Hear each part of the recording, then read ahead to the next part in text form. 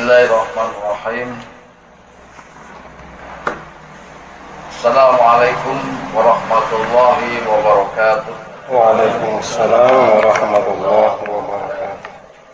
At-tahiyatul mubarakatuh, salawatu taibatu lillah. Assalamu alayka ayuhan nabiyyu wa rahmatullahi wabarakatuh. Assalamu alayna wa ala ibadillahi sholihin. Ashhadu an la ilaha illallah wahdahu la syarikalah wa ashhadu anna Muhammadan abduhu wa rasuluhu la nabiyya ba'da. Allahumma shalli ala sayyidina Muhammad wa ala alihi wa sahbihi ajma'in, amma ba'd. Qala ta'ala fil kitabil karim, a'udzu billahi minasy syaithanir rajim. Bismillahirrahmanirrahim. Inna Allaha wa malaikatahu yusalluna 'alan nabi ya ayyuhalladzina amanu sallu 'alaihi wa sallimu taslima. Allahumma shalli wa sallim wa barik 'alaihi. Shadaqallahul azim. Jemaah sekalian, alhamdulillahirabbil alamin. Kita panjatkan puji syukur kita kehadirat Allah Subhanahu wa taala. Alhamdulillah, dengan rahmat dan kemuliaannya kita masih diberikan kesempatan untuk berkumpul di tempat ini dalam rangka majelis mingguan jamaah Laduna Ilma khususnya terlatih. Mudah-mudahan Allah senantiasa memberikan barokah, hidayah, nikmat, maghfirah kepada kita atas nilai-nilai istiqomah daripada majelis ilmu yang kita lakukan ini, insyaallah. Yang kedua adalah tidak lupa kita panjatkan sholawat dan salam kita kepada junjungan Nabi kita yang tercinta baginda Muhammad Rasulullah Sallallahu Alaihi Wasallam beserta keluarga dan sahabat. Insyaallah kelak kita akan bersama dengan baginda Muhammad Rasulullah Sallallahu Alaihi Wasallam di yaumil akhir. Berbanyak-banyaklah kita membaca sholawat dengan kalimat Allahumma shalli ala sayyidina Muhammad wa ala ali sayyidina Muhammad. Jemaah sekalian, sebelum kita masuk dalam kajian ilmu, mari kita dengarkan bersama lantunan ayat suci Al-Quran yang dibawakan oleh Ustaz kita, yaitu Saudara Yusuf. Waktu dan tempat dipersilakan. Bismillah. Waalaikumsalam warahmatullahi wabarakatuh.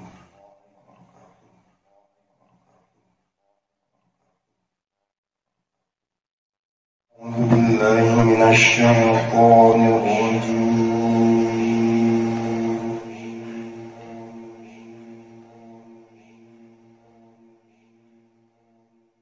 بسم الله الرحمن الرحيم.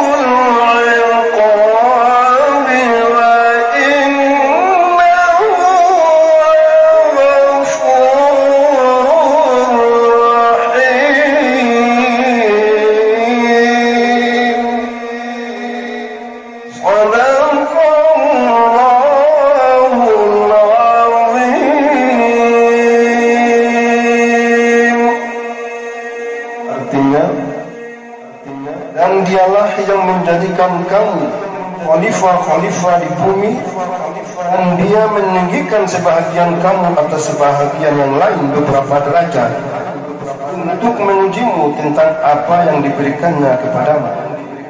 Sesungguhnya Tuhanmu amat cepat siksaannya, dan sesungguhnya Dia Maha Pengampun lagi Maha Penyayang. Maha benar Allah dengan segala firman-Nya. Assalamualaikum warahmatullahi wabarakatuh.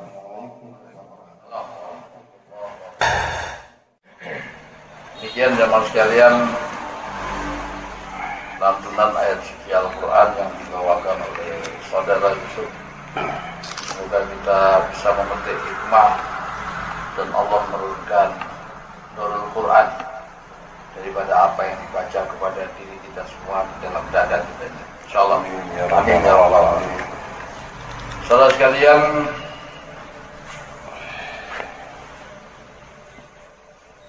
ayat suci Al-Quran yang dibacakan surat apa tadi? Al-An'am ayat 165. Ayat 165 ini adalah ayat pembuka daripada kajian ilmu malam hari ini, melanjutkan daripada kajian ilmu dari 2 minggu yang lalu tentang perjalanan seseorang menuju Allah pada titik makom-makom yang diraihnya. Ada tahapan-tahapan makom yang diraihnya. Yang pertama adalah makom Abdullah.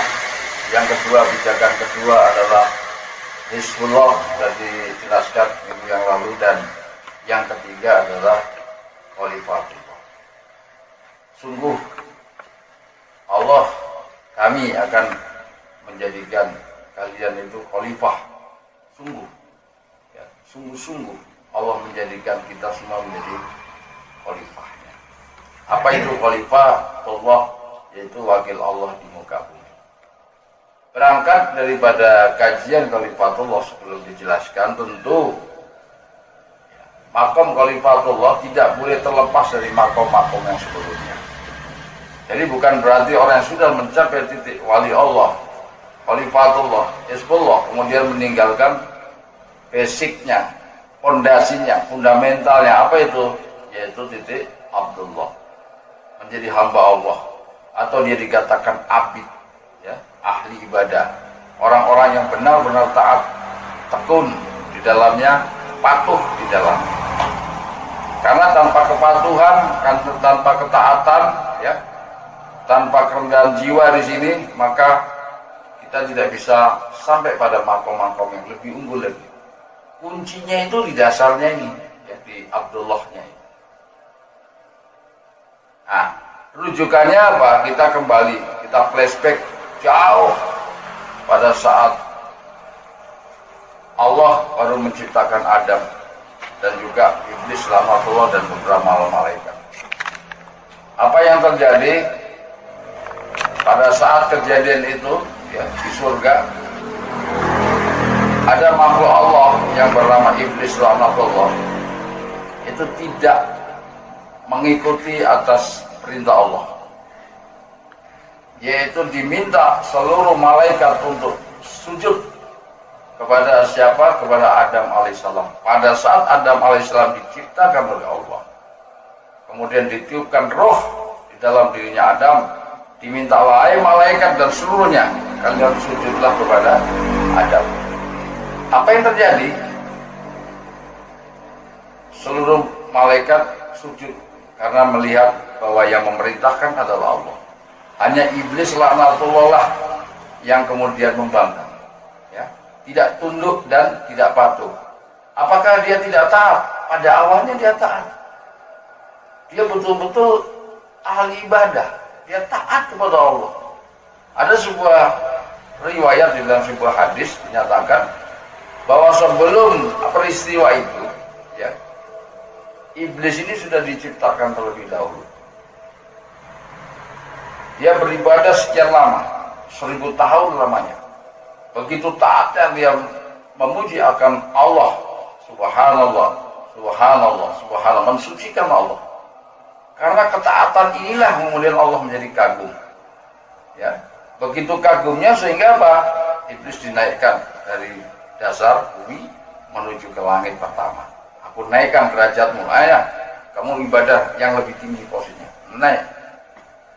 Beribadahlah 1000 tahun namanya. Dia berzikir subhanallah, alhamdulillah, wala ilaha illallah, wallahu akbar. Karena nilai ibadah yang dilakukan itu maka dinaikkan lagi pada tingkat ketiga. Sampai kemudian dia menjadi di Baitul Makmur menjadi imam para malaikat. Taat. Jadi luar biasa taatnya iblis kepada Allah ini. Hanya pada saat peristiwa yang terjadi,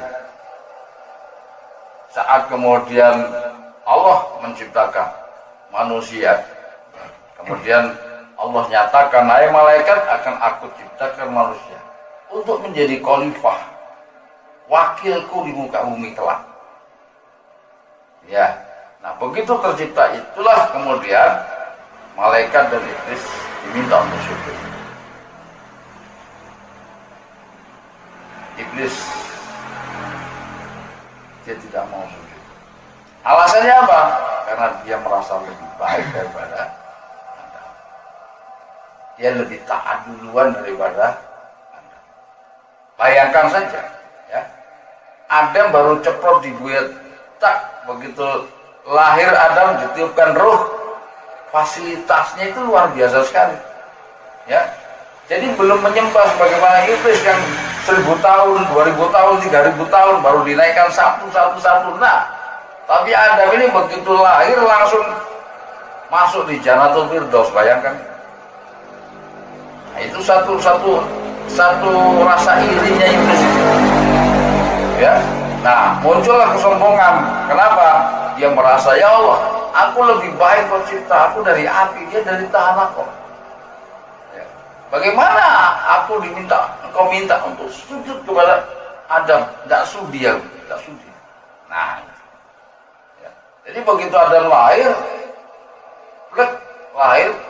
langsung, hai Adam, tempatilah surga ini dan makanlah makanan semaunya kamu, sepuas kamu, silakan tempatilah surga ini, asal jangan engkau dekati satu buah itu, buah kuri. Hati-hati, jangan dekati. Orang bagaimana fasilitasnya? Begitu lahir, dimintalah seluruh malaikat yang diciptakan terlebih dahulu, iblis diciptakan terlebih dahulu, diminta sujud, ya, untuk menghormati Adam. Karena keangkuhan tadi, kesombongan tadi, maka iblis tidak mau. Ini teman sekali. Jadi satu pelajaran yang bisa kita ambil, bahwa sesungguhnya kesombongan itu bisa membinasakan nilai ketaatan ibadah kita kepada Allah. Maka Allah tidak suka apabila di dalam diri kita ini ada sebiji zarah. Barang siapa di dalam diri seseorang, di dalam hatinya ada sebiji zarah kesombongan, maka aku haramkan bau surga. Ya. Jadi bau surga, baru bau udaranya surga aja Allah udah haramkan, belum surganya. Jadi bau-baunya ini, udara surganya, bau-baunya, itu sudah diharamkan oleh Allah. Apalagi melihat surganya, nggak bisa akan aku campakkan dia apabila ada kesombongan sebiji zarah. Kenapa? Tadi itu alasannya.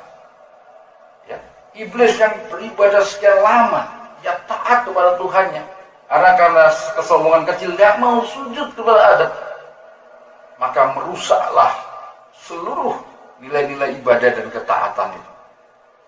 Ya. Terus apa yang terjadi? Allah menghukum iblis dengan kalimat laknatullah, sehingga terlabellah di situ iblis laknatullah, langsung dilaknat. Karena apa? Tidak mau sujud, tidak mau tunduk, dan tidak mau taat. Maka jemaah sekalian, bagi kita ya, yang menginginkan menggapai makoman yang tertinggi dari Abdullah, Hizbullah, Khalifatullah, Wali Allah, maka kuncinya ini di Abdullah. Ya, dasarnya di Abdullah. Kalau Anda tidak mau duduk di Abdullah, tidak melalui dengan Abdullah dengan baik, tidak taat dan tidak tunduk, tidak patuh di sini, ya, maka level-level berikutnya, ya, makom Hizbullah, makom Khalifatullah, tidak akan tercapai dengan kualitas yang terbaik. Sulit untuk bisa mencapai yang lebih tinggi. Karena apa? Merasa dirinya sudah jadi, nilai kesombongannya nampak di situ. Sujud ini hakikatnya adalah dia tunduk dan patuh kepada Tuhannya. Itu hakikatnya. Manifestasinya, dampaknya adalah kenyataan realnya dia mampu untuk sujud pada saat dia melakukan sholat. Maka saat sholat itu gerakan yang terbaik, yang dekat dengan Tuhannya saat dia sujud kepada Allah. Ya, itu manifestasi daripada sujud. Dia sujud, ya, kepada Tuhannya. Karena di dalam sujud itu dia menyatakan dirinya, ya Allah, sesuatu yang begitu dihormati di kepala ini, akal yang diberikan oleh Allah, yang ada di atas, pada saat dia sujud tidak ada apa-apanya. Karena apa? Kepala didekatkan dan diletakkan di tanah. Ini adalah wujud kerendahan kita kepada Allah. Ya, ini wujud kerendahan kita kepada Allah. Nilai tawadhu kita kepada Allah, rendah diri kepada Allah, taat dan tunduk kepada Allah. Ini Abdullah. Jadi jangan anggap enteng itu perilaku-perilaku ibadah sholat di dalamnya. Karena di dalam sholat itu ada gerakan yang terbaik adalah saat sujud. Karena sujud itulah yang terdekat kita dengan Allah. Ya, saat itu saudara memohon kepada Allah, berdoa kepada Allah pada saat sujud. Dan kemudian apa? Menunjukkan nilai kerendahan saudara. Ya, bahwa saudara tidak sombong kepada Allah Subhanahu wa Ta'ala. Maka perhatikan pada saat kita ada panggilan, Allah memanggil kita, ayyalah sholat, marilah kita sholat. Ini panggilan Tuhan. Iblis hanya diminta hanya sekali sujud saja, tidak dilakukan. Hanya satu dosa itu, dan dia tidak mau melakukan itu kepada Adam. Laknatullah, satu kali. Nah, kita ini dipanggil oleh Allah berapa kali dalam satu hari loh, ya, 5 kali dipanggil dalam panggilan ayyalah sholat. Sudah berapa lama umur kita ini? Dari balik anggaplah hitung dari 15 tahun, atau dari kita saat kita bayatlah, anggap itu mulai startnya kita Islam yang sebenarnya, Islamul Kafah, umur 30 tahun, ya 30 tahun. Sekarang umur 50 tahun. Rentang waktu 20 tahun. Allah memanggil kita. Berapa banyak yang kita telah tinggalkan waktunya itu. Tidak mengindahkan panggilan Allah. Iblis hanya satu kali, laknatullah. Kita berapa kali dipanggil kemudian tidak mengindahkan panggilan itu? Apakah tidak dikatakan sombong kita di hadapan Tuhan? Jika Allah Sang Khalik memanggil kita, kemudian kita biarkan panggilan itu lewat begitu saja. Kita tidak setuju dan tidak tunduk kepada Allah. Ini kuncinya, Mas.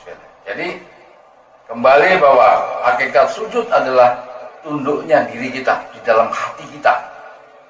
Ya, bukan sekedar sujud kepala saja, bukan. Memang manifestasinya kita kepala kita sujud, tapi hati kita juga ikut sujud. Jangan cuma gerakannya sujud, tapi hati kita tidak ikut sujud. Artinya tidak taat, tidak tunduk dan patuh kepada Allah. Nggak ada nilai. Ya, kalau bisa dua-dua, jasad kita, kepala kita temukan dengan tanah, wujud daripada nilai ketaatan dan kerendahan jiwa kita kepada Allah, dan hati kita juga ikut sujud kepada Allah, rendah dan tawadhu kepada Allah.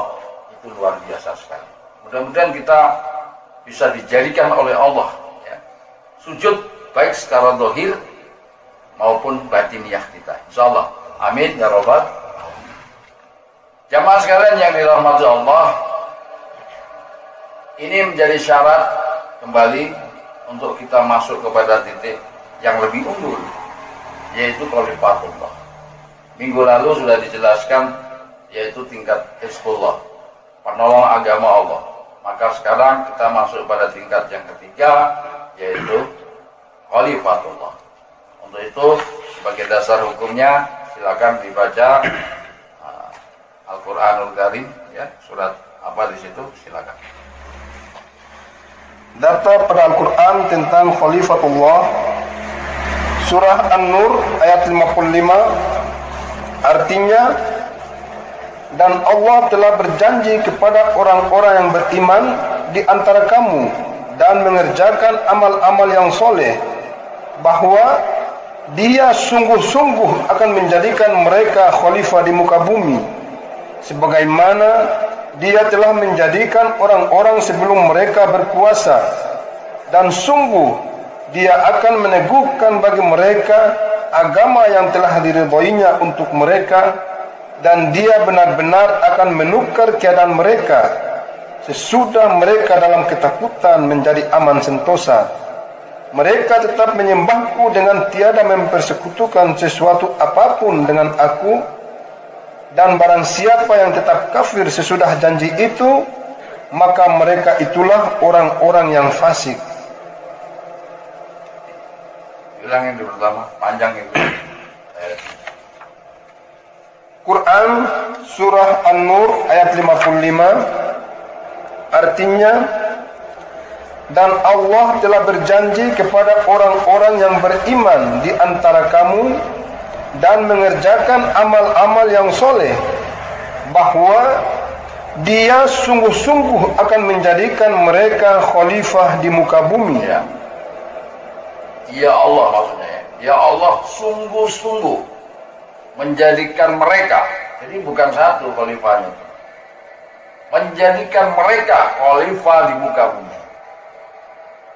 Kalau waktu penciptaan Adam satu, malaikat, aku akan ciptakan manusia ini untuk menjadi khalifah. Ciptakan satu. Ya. Ciptakannya bukan di bumi, di surga. Di tempatnya di situ, di surga. Tempat tinggalnya di situ.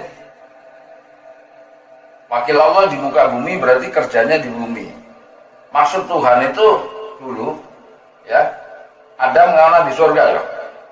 Ya, nanti kalau kerja, kamu turun ke bawah, ke bumi. Kamu lihat itu binatang-binatang, kamu lihat pohon-pohon, kamu urus baik-baik di situ. Ya, jangan sampai ada kerusakan di situ. Kamu urus baik-baik. Menjadi wakilku, wakil Allah di muka bumi. Sebenarnya Allah tanpa wakilnya juga bisa ngurusi. Allah maha sempurna, maha kuasa atas segala sesuatu. Kenapa ada bahasa menjadi khalifah? Aku jadikan manusia itu menjadi khalifah di muka bumi, di bumi, bukan di alam yang lain, ya, bukan di alam gaib, karena di bumi. Kenapa demikian? Kenapa membutuhkan manusia? Allah menjadi khalifahnya itu. Tanpa manusia pun Allah bisa ngurusin kok, nggak perlu manusia, karena Allah maha kuasa atas segala sesuatu, ya, maha besar, maha agung. Nah justru karena maha agung, maha kuasanya itu, Allah tidak ngurusi bumi itu, diserahkanlah kepada manusia itu. Luar biasa manusia ini dicipta, ya. Derajatnya lebih tinggi daripada makhluk lain. Ini menjadi khalifahnya. Karena Allah mau masuk yang fana, ya. Allah itu bakhok, Allah berkekalan. Begitu masuk yang fana lebur, ya. Jadi Allah begitu masuk ke dalam, ibarat ini ada buah, ya. Kemudian Allah masuk ke dalam, meledak ini buah di dalam, tidak mampu. Sama dengan misalnya ada buah jeruk, ya, buah jeruk nipis tuh. Nah sekarang kita dianalogikan, kita ini mau masuk ke dalam buah itu, ya. Kita ini mau masuk ke dalam buah itu, ibarat buah jeruk itu alam semesta. Kalau kita mau masuk, paksakan diri masuk, ya lebur ini, meledak, terbelah-belah ini, ya. Karena apa? Kebesaran Allah. Jadi Allah kemudian apa itu? Kamu aja yang ngurus itu. Yang fana kamu, yang orang yang fana ngurus itu. selesaikan, menjadi wakil. Kalau begitu nih, tempat fasilitasmu surga. Ya. Jadi tidak di bumi. Ya. Seharusnya tidak ada buah kuldi. Tapi karena Allah bikin buah kuldi di sini. Nah kalau nggak ada buah kuldi, mungkin Anda nggak makan. Ya, mungkin nggak makan. Yo, imam, itu kan sudah ketetapan Tuhan. Iya, ketetapan Tuhan. Ya. Kenapa dibikin buah kuldi di situ?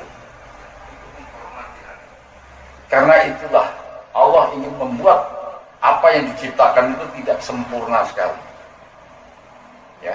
Kalau itu sempurna, makhluk diciptakan sempurna, semua sempurna. Kesempurnaan itu milik Allah. Allah yang maha sempurna. Yang lain itu tidak sempurna. Surga memang begitu sempurnanya, tapi masih ada satu kelemahannya itu. Apa? Dikasih buah kuldi. Terus dilarang adanya jangan makan itu. Kalau makan itu bahaya kamu. Ya. Karena bisikan iblis, tak makan. Mau nggak mau. Ya. Jadi bukannya Allah menurunkan Adam ke bumi, enggak, tetap sebenarnya di surga. Cuman Adam tidak layak di surga, itu masalahnya. Begitu makan buah kuldi, jasadnya terbuka, cahaya yang menutup dirinya yang bersifat nur, auratnya terbuka. Akhirnya apa? Adam dan Hawa mengambil daun-daun surga menutupi auratnya. Wah, sudah nggak layak kamu di sini. Kalau gitu apa? Aku berikan tempat yang baru. Di mana? Di bumi. Itu tempat kerja kamu tinggal di sana. Gitu. Ya, kalau seandainya makan buah kuldi masih layak, mungkin tinggal situ. Allah sudah beri peringatan, jangan. Kamu boleh di mana saja di sini, di surga ini. Marah, jangan makan itu ya. Satu itu jangan kau makan. Tapi kenyataannya, ya sudah ketetapan Tuhan, turunlah di bumi. Anak pianak, maka lahirlah itu. Firman Allah tadi, kami, dia menjadikan mereka berarti bukan satu, banyak menjadi khalifah di muka bumi. Maka kita inilah bagian-bagian daripada khalifah, wakil Allah di muka bumi. Tugasnya apa? Memperbaiki jagat raya dari kerusakan. Tapi kenyataan manusia-manusia yang ada ini bukan memperbaiki kerusakan, tapi justru ikut merusak alam semesta yang harus dijaga oleh manusia tadi. Sehingga apa? Kerusakan alam semesta termasuk bumi ini, ya, kejadian kiamat itu karena diri kita sendiri yang merusak. Orang sendiri yang menghancurkannya. Bagaimana tidak? Bumi dibor kiri kanan, diambil mineralnya sana. Tidak secukupnya, tapi sudah melampaui batas. Berapa meter? Coba kalau saudara ke tambang-tambang, ya, itu seperti sebuah spiral nyamuk yang begitu dalamnya ke dalam. Imam pernah ke Newmont di Manado karena pernah kerja di alat berat, masuk saya lihat.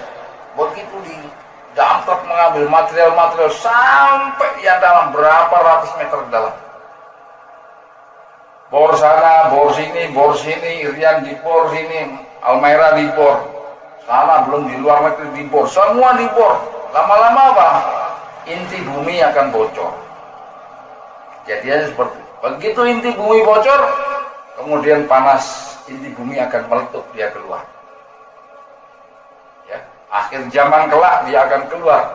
Ada api yang keluar dari bumi, keluar dia. Apa yang terjadi? Dengan keluarnya ini maka bumi akan tergeser dari orbitnya. Seperti balon, meniup balon. Begitu dibuka lubangnya, langsung dia keluar dari pegangan itu orbitnya. Bumi juga gitu. Saat kemudian terjadi letupan api dari dalam, bergerak. Kemana? Dia akan berbenturan dengan planet-planet di sekitarnya. Kiamat selesai. Nah, agar ini tidak terjadi, dan karena ini sudah ketetapan akan terjadi, minimal diperlambat dengan wakil-wakil Allah. Khalifah-khalifahnya untuk memperbaiki jagat raya dari kerusakan itu. Nah, kita ini salah satunya, insya Allah menjadi khalifah-khalifahnya. Kalau kita tidak merusak, caranya bagaimana? Masing-masing menjadi khalifah pada diri, keluarga, anak, dan lingkungannya masing-masing. Kalau kita menjadi khalifah seluruh dunia ini, sampai mati pun tidak bisa. Ya. Kemampuan kita hanya diri kita. Misalnya di Ternate, kita wilayah Ternate, ayo kita amankan wilayah sini. Kita perbaiki masyarakat dari kerusakan. Kita perbaiki diri kita dari kerusakan. Ya, dari kerusakan. Ya. Jangan ikut.